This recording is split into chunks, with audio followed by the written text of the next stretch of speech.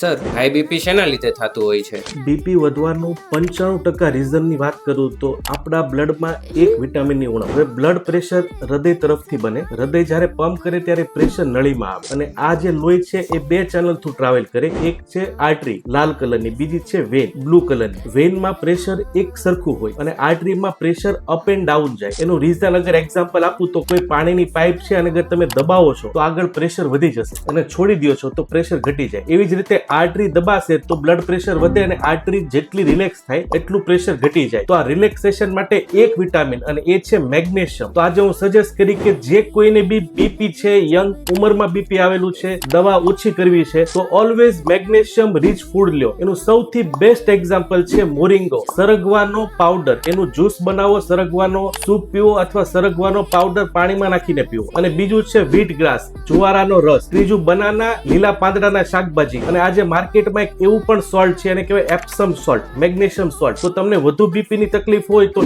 એક ટબ પાણીમાં એપ્સમ સોલ્ટ ની 2 ચમચી નાખો ગરમ પાણીમાં અને બંને પગ બેસી અને 30 મિનિટ સુધી ચેક કરો. આ 3 વસ્તુ કરશો તો જરૂરથી બીપી ઘટશે.